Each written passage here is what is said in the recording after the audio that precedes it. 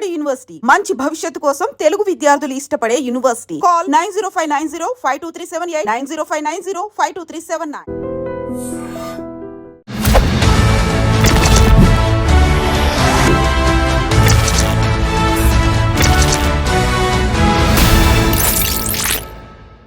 అందరికీ నమస్కారం. నేను Swaroopa Potlapalli. Welcome to I dream. Donald Trump America అధ్యక్షుడిగా రెండోసారి బాధ్యతలు చేపట్టిన తర్వాత తీసుకుంటున్న నిర్ణయాలు విదేశీయుల్లో గుబులు రేపుతున్నాయి. ప్రస్తుతం నాతో పాటు American studies expert Kannaganti Ramesh గారు ఉన్నారు. ఆయనతో మాట్లాడి వీసాలకు సంబంధించిన అనేక అప్డేట్స్ తెలుసుకుందాం. నమస్తే రమేష్ గారు. నమస్తే అండి. అనుకున్నట్టే అవుతోందండి. ఇంకా ట్రంప్ వచ్చాడంటే ఖచ్చితంగా వీసాల మీద అనేక రకాలైన డెసిషన్స్ తీసుకుంటారు అని అందరూ అనుకుంటూనే ఉన్నారు. ముఖ్యంగా H1B వీసాల మీద లాటరీ సిస్టమ్ ను బ్యాన్ చేయబోతున్నారు, ముఖ్యంగా రద్దు చేయబోతున్నారు అనే వార్తలు వస్తున్నాయి. మీ దగ్గర దీనికి సంబంధించి ఏమి ఇన్ఫర్మేషన్ ఉంది? H1B లాటరీ సిస్టమ్ని రద్దు చేయటం అనేది ఇప్పుడు జరగదు. Please be relaxed. కానీ there are 2 schools of thought. ఒక స్కూల్ ఆఫ్ థాట్ ఏమని చెప్తుందంటే, మెరిట్, అమెరికా అంటేనే merit based economy, meritorious talented highly skilled పీపుల్కి ఇవ్వాల్సిన H1B వర్క్ పర్మిట్ని మీరు అదేదో ఒక జోదం లాగా లాటరీ వేసి ఆ లాటరీలో ఎవరిది చిట్టు వస్తే వాళ్ళని తీసుకొని వాళ్ళకి పంపించడం ఏంటి? ఎగ్జాంపుల్ అండి, హార్వర్డ్ యూనివర్సిటీలో చదువుకున్నాను నేను. ఎగ్జాంపుల్, నిజంగా నేను స్టాన్ఫోర్డ్ యూనివర్సిటీలో చదువుకున్నాను. నేను ఆర్టిఫిషియల్ ఇంటెలిజెన్స్ ప్రోగ్రామ్ మీద మొన్న 2024లో స్టాన్ఫోర్డ్ యూనివర్సిటీలో చదువుకొని వచ్చా. నేనే అమెరికాకి H1B కోసం అప్లై చేస్తున్నా.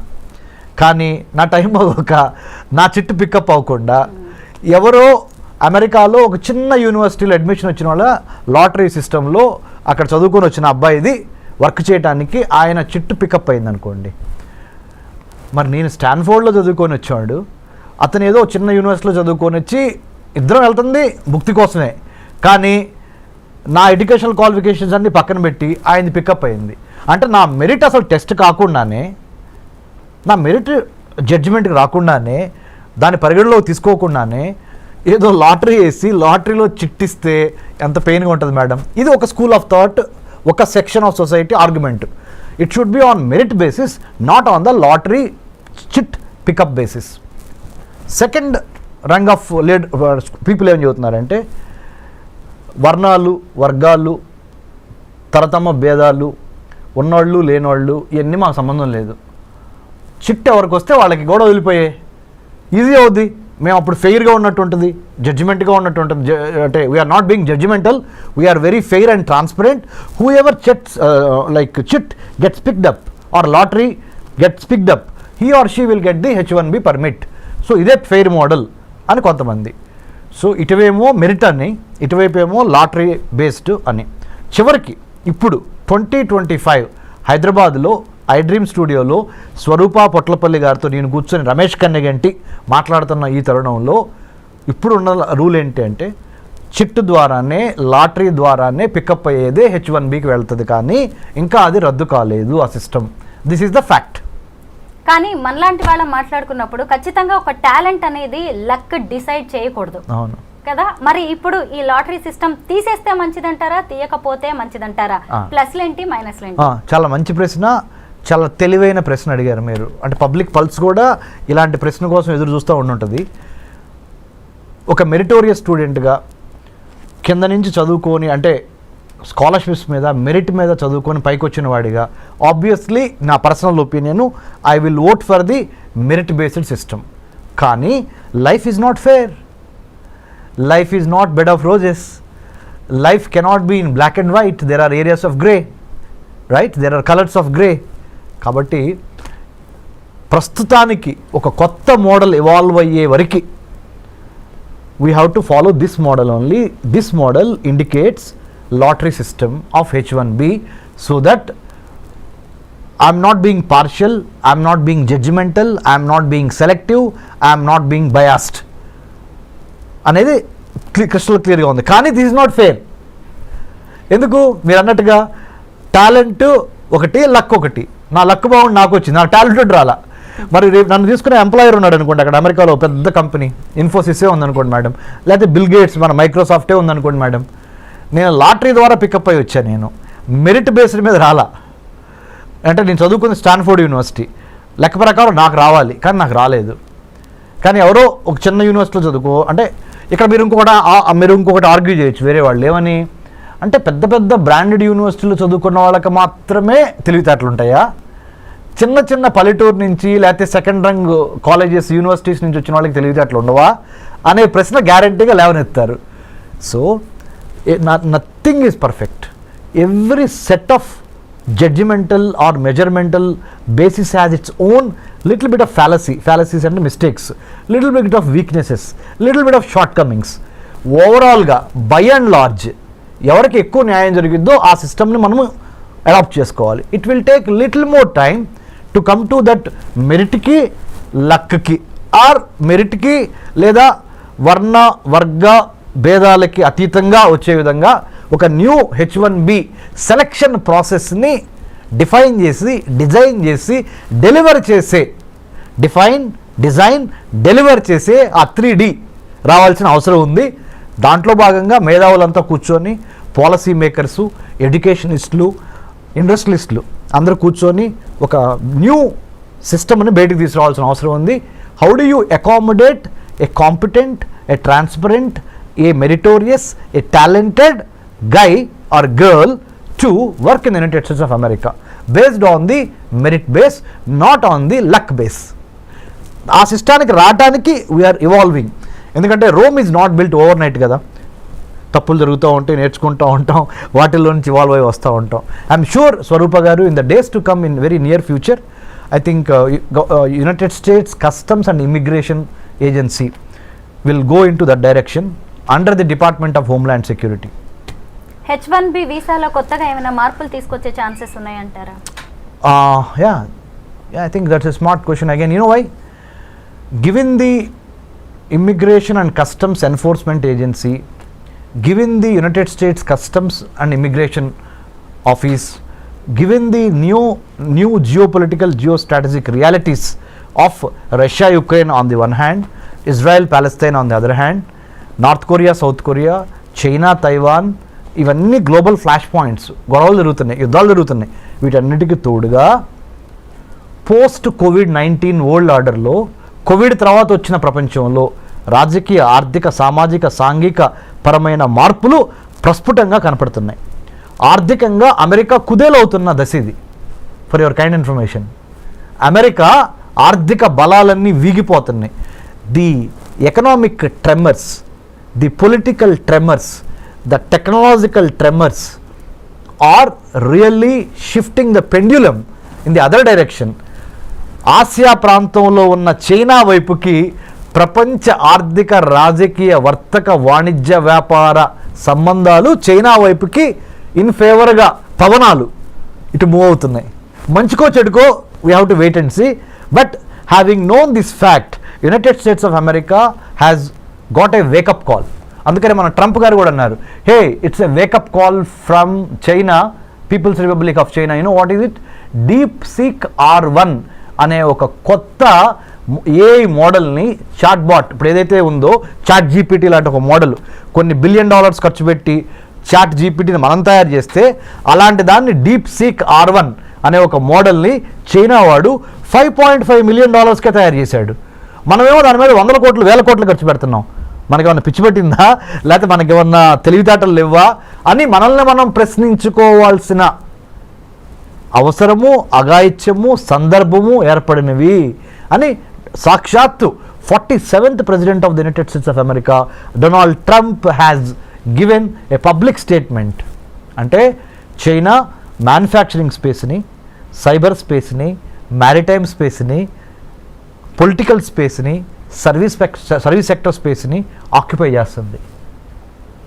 ఎన్లార్జ్మెంట్, ఎంట్రాప్మెంట్, ఎన్సర్కిల్మెంట్ అనే 3 విధానాల ద్వారా ప్రపంచంలో ఉన్న వర్తక, వాణిజ్య, వ్యాపార, సాహిత్య, రాజకీయ రంగాల్లో, ఆర్థిక రంగాల్లో తనదైన ముద్ర వేసుకోవటానికి చైనా నడుం బిగించి ఎన్లార్జ్మెంట్, ఎంట్రాప్మెంట్, ఎన్సర్కిల్మెంట్ అనే 3 స్ట్రాటజీల ద్వారా చాప కింద నీరులాగా ప్రవహిస్తున్న తీరుని అమెరికా గ్రహించింది. అమెరికాతో పాటు ఇండియా గ్రహించింది.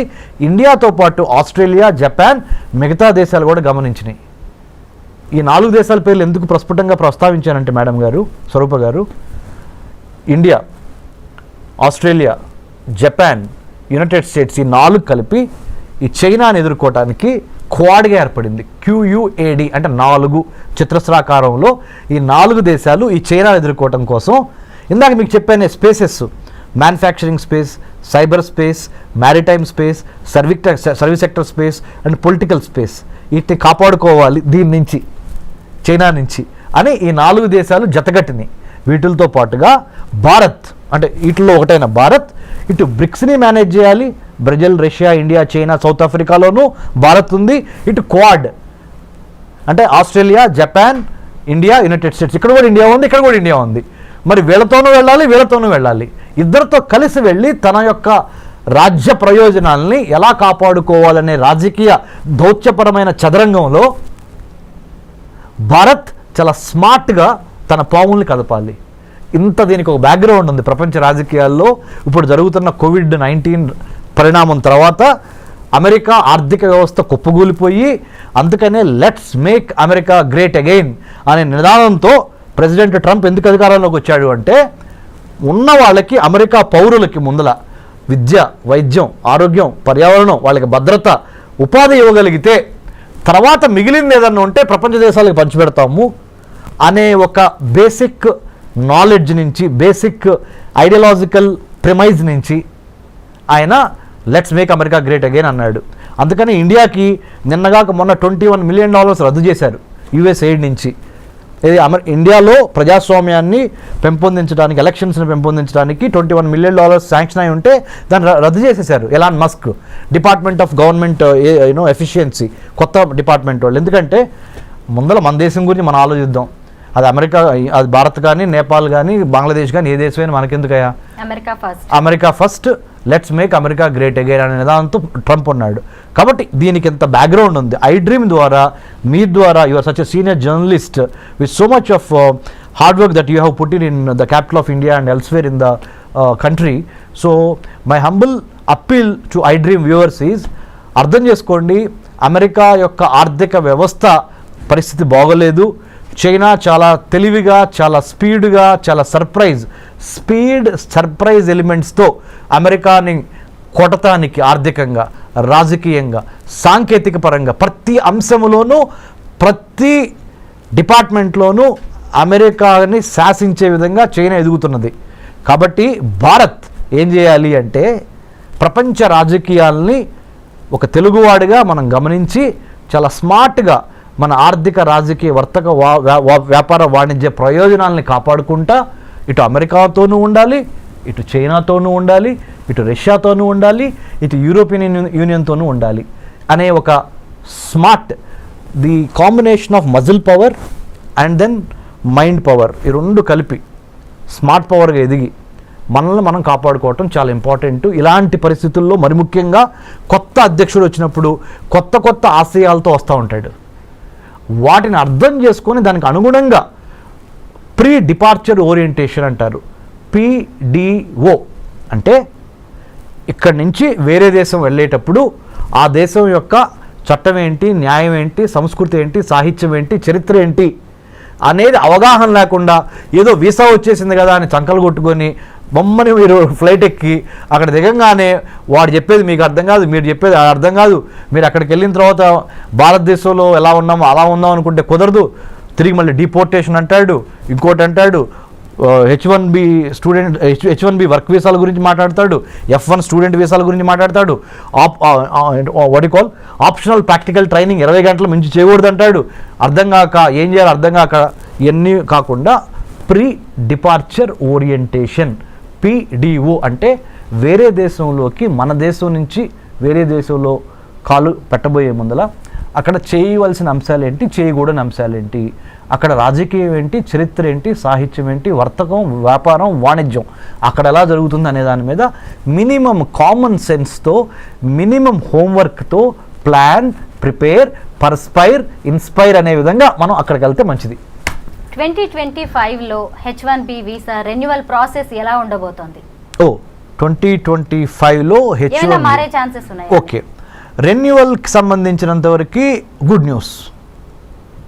మంచి ప్రశ్న. అగైన్ ఎందుకు చెప్పనా, ఇప్పుడు వరకు 2024 మ్యాక్సిమం 2024 2023-2024 ప్రథమాంకం వరకు, ద ఫస్ట్ పార్ట్ ఆఫ్ 2024 వరకు ఏంటి, H1B వీసా రెన్యువల్ కావాలంటే మీరు ఉదాహరణ, నా పేరు డాక్టర్ రమేష్ కన్నిగంటి, నేనే అనుకోండి, నేను అమెరికాలో సిలికాన్ వ్యాలీలో సియాటల్, శాన్ ఫ్రాన్సిస్కో, బే ఏరియాలో నేను లెట్సే మైక్రోసాఫ్ట్లో పనిచేస్తున్నా. H1B మీద నేను అమెరికా వెళ్ళి ఒక 3 ఏళ్ళు జాబ్ చేశా. మళ్ళీ నేను రెన్యువల్ చేయించుకోవాలి. అక్కడి నుంచి ఇండియా వచ్చి ఇండియాలో కొన్నాళ్ళు గడిపి మళ్ళీ I have to renew my H1B. దానికి సొంత దేశానికి తిరిగి రావాల్సి వచ్చేది. అప్పుడు నేను అక్కడ ఆ ఎంప్లాయర్కి, నేను ఎంప్లాయీ, ఆయన ఎంప్లాయర్, నాకు ఉద్యోగం ఇచ్చిన ఆయన, నేను ఉద్యోగం చేస్తున్నానండి. మా ఇద్దరికి మధ్య కొంత కమ్యూనికేషన్ కావాలి. మళ్ళీ మీ ఇద్దరు అడ్జస్ట్ అవ్వాలి. నిన్నటి వరకు అక్కడ జాబ్ చేస్తా, ఒకేసారి మళ్ళీ ఇండియా వచ్చి ఇండియాలో మళ్ళీ ఫుడ్, క్లైమేట్ ఇవన్నీ అడ్జస్ట్ అయ్యి మళ్ళీ ఇక్కడి నుంచి మళ్ళీ అదే జాబ్కి వెళ్ళేటప్పటికి కొంత టైం పట్టేది. సో ఇదంతా ఎందుకు టైం వేస్ట్ బ్యాచ్ అని ప్రధానమంత్రి మోడీ గారు ఎప్పటి నుంచో అమెరికన్ ప్రెసిడెంట్ బైడెన్ని అడిగారు, ఇప్పుడు ట్రంప్ గారిని మొన్న కూడా అడిగారు, మీరు H1B రెన్యువల్ అమెరికాలోనే ఉండి మా భారతీయులకి రెన్యూ చేసుకునే అవకాశం ఇవ్వండి అనగానే వాళ్ళు ఒప్పుకున్నారు. ఇప్పుడు now they are going to give us the chance to renew our H1B by being in the United States of America. You don't need to come back to India. H1B visa మీద ఉన్న వారికి జన్మతః వచ్చే ఈ పౌరసత్వ రద్దు అనేది కూడా వాళ్ళ మీద ఎలాంటి ప్రభావం చూపించే అవకాశం ఉంది? అంటే H1Bని ఒక్క నిమిషం పక్కన పెడితే స్వరూప గారు, మొన్నటి వరకు 1789 జార్జ్ వాషింగ్టన్ ప్రథమ American president, 47th president of the United States of America Donald Trump ప్రమాణ స్వీకారం ముందల వరకు, అంటే జనవరి 2025 జనవరి 20 వరకు ఏంటంటే, ఆ దేశంలో కనుక ఒక ప్రెగ్నెంట్ లేడీ జన్మనిస్తే ఆటోమేటిక్గా అబ్బాయికి కానీ అమ్మాయికి కానీ ఆ అమెరికన్ పౌరసత్వం వచ్చేసేది.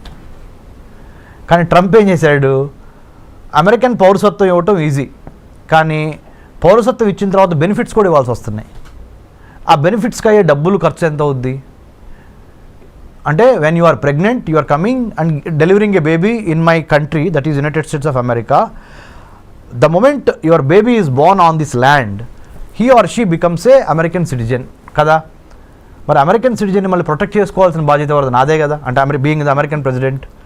సో దానికి అయ్యే ఖర్చు ఎంత, దానికి అయ్యే నా బరువు ఎంత, బాధ్యత ఎంత అని వాళ్ళు బేరీజ్ చేసుకొని, ఎందుకంటే ఆయన బిజినెస్ మ్యాన్ కదా, బేరీజ్ వేసుకొని నా వల్ల కాదు బాబు, ఇక నుంచి ఏం చేద్దామంటే అమెరికాలో వచ్చి అమెరికన్లో డెలివరీ అయిన ఏ బేబీకైనా 2-3 కండిషన్స్ పెడుతున్నా.